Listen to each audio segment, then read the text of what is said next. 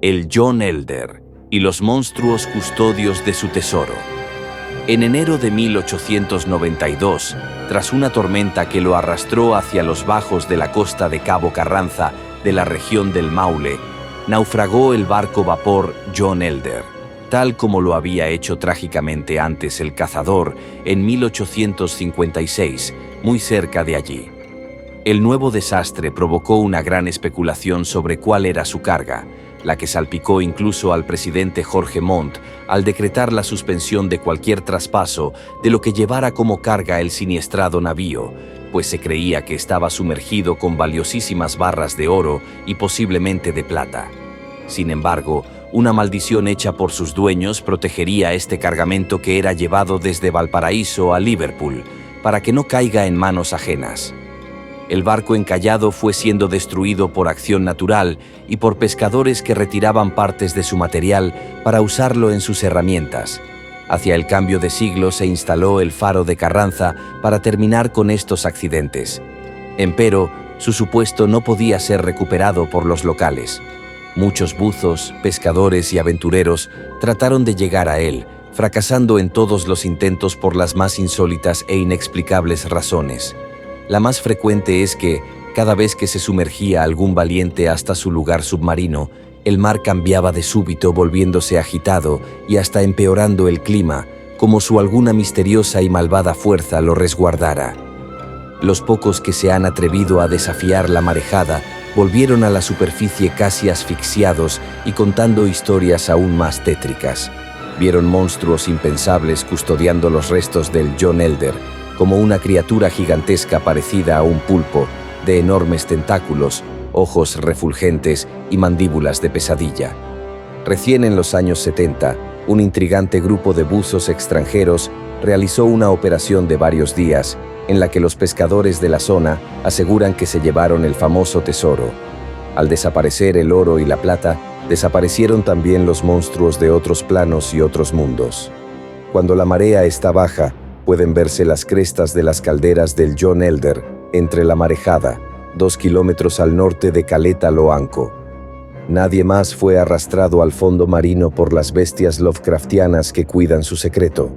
Versiones modernas sobre estos restos, sin embargo, han intentado relacionarlos con supuestos submarinos de la Alemania nazi llegados a costas chilenas, teoría bastante dudosa.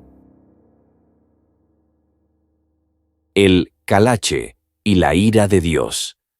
El Calache fue una goleta maldita que pasó por Chiloé en el siglo XVII, uno de los posibles orígenes del mito del Caleuche, pues se recuerda que su tripulación era de corsarios practicantes de la hechicería. Fue llamado también Calonche y Calanche. Capitaneado por el holandés Vincent van Eucht, pasó por el archipiélago de Chiloé provocando temor entre sus habitantes cuando estacionó en Castro para abastecerse, siendo advertidos de que venía tripulado por peligrosos corsarios. Algunas tradiciones hablan de maldiciones sobre el navío, o bien de tropelías y saqueos cometidos por el mismo en algunas partes de la Isla Grande, y se comenta en la tradición de supuestas prácticas de hechicería que involucraban a Van Eucht y a su entorno, desatando fuerzas desconocidas sobre la nave y los lugares donde tocaba puerto. La ira de Dios se desató luego que la comunidad de Castro, dirigida por un sacerdote, Fray Juan Evangelista Olmedo, según algunas fuentes, realizara un Te Deum sobre la cubierta de tan diabólico e indigno navío. Así, después de zarpar con las mercaderías y abastecimientos, el Calache naufragó misteriosamente en junio de 1614, despareciendo para siempre, pero dejando la huella de miedo entre los chilotes que varias veces más creyeron verlo de regreso y que nunca olvidaron las supuestas prácticas demoníacas que traían sus malvados tripulantes. El fantasma asesino de la Leonora. La Leonora fue una hermosa y decorada lancha velero de 4 palos que operó en Magallanes, según relata Francisco Coloane al rescatar y contextualizar literariamente esta historia. El último grumete de la Baquedano. pero en el que, tras ser rescatado de un naufragio en unas rocas y rebajado a servir solo como un pontón o bodega flotante por una compañía naviera, se aparecía una mujer fantasmagórica similar a la sirena que había en su mascarón de proa. Según habitantes e investigadores de la región austral, al igual que sucede con el témpano errante de Kanasaka, el autor recogió una leyenda local y le dio forma en su obra, por lo que no sería tan ficticio. La hermosa mujer vestida de blanco, conocida como la Leonora e interpretada como el alma vengativa del propio navío o su mascarón, asesinaba a los marineros que se atrevían a trabajar en él, seduciéndolos por las noches, llevándolos con ella embelezados y arrojándolos por la borda. La dotación del Leonora era de solo un patrón y 4 marineros, pero su mala fama era tal que solo los valientes y los desesperados por empleo aceptaban trabajar en allí. En su novela, Koloane da otra relación al mito del Leonora, por testimonio de uno de sus personajes que habría estado trabajando en la lancha y que estuvo al borde de morir seducido en sueños por la cautivante mujer. Lo relaciona con el descubrimiento del cadáver de una tal Leonora Bruce, muerta en 1863 luego de que el navío cayera en manos de un sujeto truján y asesino, y cuyos restos fueron hallados ocultos dentro del propio velero, detrás de un compartimento condenado. El Lucerna, un navío con la extensión de toda una vida. El Lucerna es un barco gigante y misterioso de Chiloé, rara vez visto solo por algunos afortunados. Es tan grande que tomaría toda una existencia humana recorrer su cubierta de popa a proa o viceversa, desde la infancia en el gateo hasta la vejez con el bastón. Es decir, el Lucerna representa en su magnitud la vida, desde el nacimiento a la muerte. Es tan enorme que sus velas pueden estar bajo el sol y bajo la luna al mismo tiempo, pues tiene el tamaño del propio mundo, según anotan autores como Oreste Plaz. El Lucerna navega silencioso y desierto sobre los océanos del tiempo, por la eternidad, también como representando al mismo mundo y sus ciclos.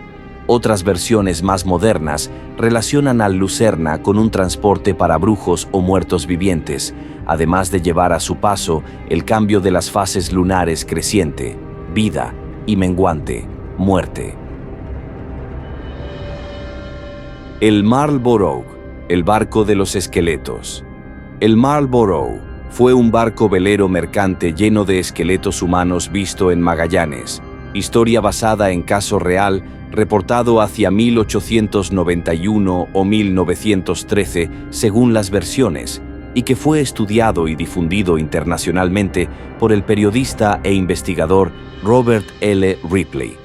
El Marlborough zarpó desde Littleton con destino a Londres, pero se perdió todo rastro de él, desapareciendo y dándoselo por hundido en algún accidente.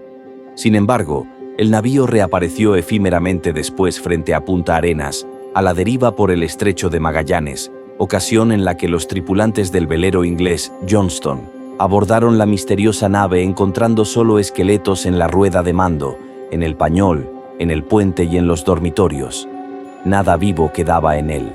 Sin más remedio que abandonar la terrorífica nave, esta continuó a la deriva hasta perderse por el estrecho, desapareciendo para siempre, al parecer durante una tormenta que siguió al encuentro, haciendo más oscuro su misterio. Desde entonces, el macabro navío errante sería recordado como el barco de los esqueletos. El Nautilus II y la leyenda de Isla Friendship. El Nautilus II corresponde a un yate o lanchón usado por un extraño grupo de hombres altos, muy blancos y de pelo rubio liso, a veces vestidos de forma poco convencional, que navegan al sur de Chiloé y el sector de las Islas Huaytecas, capitaneados por un tal Alberto, llamando la atención de los pocos que logran verlo. Sus dueños serían poseedores de tecnologías fantásticas que incluso han salvado la vida de algunos enfermos desahuciados, el mediático caso del excomunicador Ernesto de la Fuente, o que han hecho demostraciones asombrosas de comunicación con otros mundos. La misma nave estaría equipada también con estos avances insólitos para facilitar su navegación. Por esto, la leyenda de neofolclore legendario sobre el Mitilis II ha sido asociada a la presencia de supuestas bases extraterrestres en la Patagonia, a centros secretos de investigación científica avanzada, a pretendidas colonias ocultas de refugiados del Tercer Reich en la zona y muy especialmente al famoso mito moderno de Isla Friendship, cuyos habitantes serían los operadores y dueños del extraño yate. Aunque no se ha podido rastrear una nave formalmente llamada así en las inscripciones de la autoridad marítima local, existirían testimonios de personas confiables que aseguran haberla visto, incluyendo oficiales de puerto de la Armada de Chile. El programa OVNI de TVN, conducido por Patricio Bañados, logró dar en 1999 con el testigo Alfonso Schulbach, funcionario del Servicio Agrícola y Ganadero, quien aseguraba haber visto un yate con ese nombre en Chiloé y que habría pertenecido a su institución, agregando que fue rematado en 1975 y comprado por unos italianos. Curiosamente, Mariano Latorre comentaba que, en su época, había escuchado historias curiosas en Chiloé sobre la presencia de personas rubias y de aspecto de Europa septentrional, suponiendo que podrían ser descendientes de marinos holandeses. La novia y alma en pena. Los restos de un viejo barco fantasma en el sector de Caleta Infiernillo, en Talcahuano, recibieron el nombre del navío La Novia, por razones nada gratuitas. El barco, cuyo nombre oficial nadie recuerda, había quedado abandonado allí destruyéndose por la corrosión y el envejecimiento. Sin embargo, el apodo derivó de un hecho espeluznante. Los pescadores y visitantes de la caleta varias veces aseguraron ver la figura de una mujer vestida como novia sobre el solitario barco anclado, llorando y gimiendo cual si fuese el alma del propio navío abandonado, lamentándose en el olvido. Incluso, la vieron descender a la playa en algunas ocasiones, donde continuaba con su extraño y doloroso rito de sufrimiento. Un día de aquellos, ya dañado su casco por la fatiga, la nave comenzó a hacer aguas y se hundió. Al desaparecer la novia, desapareció también su fantasma, pero quedó la leyenda del misterioso barco así llamado. El Oriflama, el siniestro barco de los muertos y los agonizantes. El Oriflama fue un velero francés capturado por los ingleses y luego adquirido por la naviera Ustaris de España, encontrado alguna vez lleno de agónicos o de muertos. Terrorífico y condenado, está asociado también a las historias de un tesoro perdido. Apodado Barco de los Agonizantes, Barco de los Muertos y Cementerio Flotante, se cuenta que, tras salir de Cádiz con 300 tripulantes y pasajeros en 1770, capitaneado por José Antonio Alzaga y el piloto Manuel de Buenechea, una extraña y mortal epidemia atacó a su gente al entrar al Pacífico. La tarde del 23 de junio fue avistado por el velero Gallardo de camino a Valparaíso y su capitán Juan Esteban Espeleta saludó de un cañonazo a su amigo Alzaga sin recibir respuesta del Oriflama.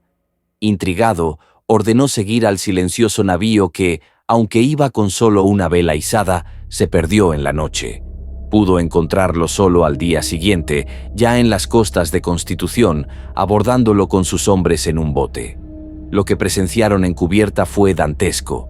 Solo quedaban 106 personas, unas muertas y otras enfermas, y apenas 30 de ellas podían estar de pie, débiles, delirantes y casi incapaces de explicar lo sucedido.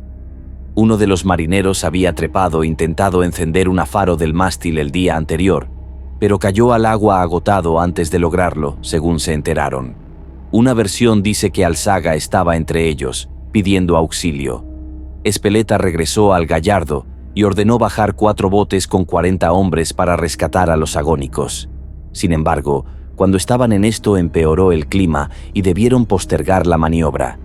Cayó la noche y cuando se preparaban para reiniciar el rescate, ante el estupor de todos, súbitamente en la distancia, el Oriflama subió todas sus velas, encendió todas sus luces de navegación, incluidas las más altas, y comenzó a alejarse veloz de los aterrados tripulantes del Gallardo, como poseso de una fuerza desconocida en su cubierta, donde no se veía un alma en pie. El Gallardo trató de darle alcance al día siguiente, pero fue imposible, perdiéndolo de vista el 26 frente a río Huenchuyami. Desde entonces, muchos han asegurado ver al fantasmagórico Oriflama navegando con todas sus luces, a veces emitiendo lamentos y gritos de sufrimiento de su invisible tripulación, en zonas de Navidad a Constitución e incluso tratando de entrar a Puerto Valparaíso sin anclar. La historia confirma que el Oriflama naufragó en la desembocadura del río Maule, desatándose un gran esfuerzo de las autoridades coloniales por recuperar su valioso cargamento entre 1771 y 72 sin resultados. Esto dio origen a nuevas búsquedas de su perdido tesoro en nuestro tiempo, no exentas de controversia por hallazgos de 2011, y a la constitución de la Oriflama S.A. para realizar proyectos culturales y de investigación sobre el navío. El Orión, otro barco que enfrentó al Caleuche. Parecida a la situación que habría vivido el Gualtecas, también en Chiloé y que vimos ya, se supone que fue la de un barco ballenero maldito tras un encuentro con el Caleuche, llamado Orión. Una versión de esta historia fue rescatada por Antonio Acevedo Hernández en Leyendas de Chile. El Orión era capitaneado por Adrián García, veterano ya cerca del retiro, quien, tras atravesar el estrecho de Magallanes, iba hacia Ancud a buscar a su hija Margarita al cuidado de su criada mapuche. Solo debía detenerse en Valdivia, donde Miguel Barra, el segundo del barco, iba a casarse con su bella novia. Una vez en Ancud, todos pidieron bajar, pero García encargó a Barra impedir que subieran licores. También rogó al muchacho Pedro Flores, de su confianza, alejara del puerto a todos tanto como fuera posible, para meter discretamente a Margarita sin que lo advirtieran. Así logró embarcarla, pidiéndole a la chica que jamás saliera de su recámara. «Mis marineros son grotescos y malos», le advirtió. Una noche, se improvisó una gran fiesta con cantos de marineros en cubierta, todos pidiendo alcohol mientras Barra intentaba mantener los ánimos calmos. El viejo Guillermo, antiguo piloto, recordó a todos que frente a las rompientes donde navegaban se aparecía el Caleuche, un barco de fuego, cuyo capitán y piloto eran demonios, advertencia que nadie tomó en serio. Entonces, uno de los enfiestados, Alberto Trincado, robó botellas de vino desde la bodega del capitán y se armó una pelea, terminando atado y golpeado Barra mientras los demás bebían. Al aparecer después el capitán pidiendo explicaciones, también acabó atado junto a Barra y siguió la fiesta. Su hija escuchó la escaramuza y sin resistir más, salió desde su recámara a tratar de ayudar a su padre. Al descubrir su presencia, los borrachos comenzaron a aproximársele decididos a violentarla.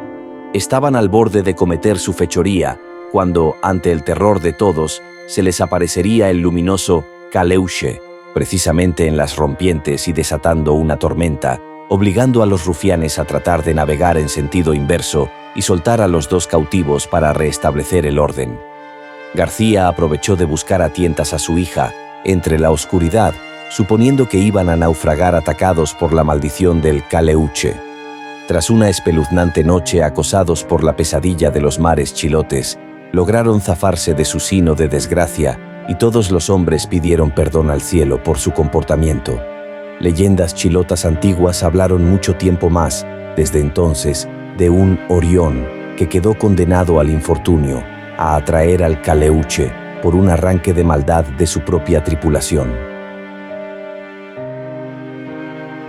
Bueno, mis estimados amigos y amigas, hasta aquí este video, espero que les haya gustado. Si es así, te agradecería un me gusta ya que me ayuda bastante. Les invito cordialmente a suscribirse a mi canal, activen la campanita, compartan con sus amigos y podrías también dejar un comentario. Muchas gracias y hasta pronto.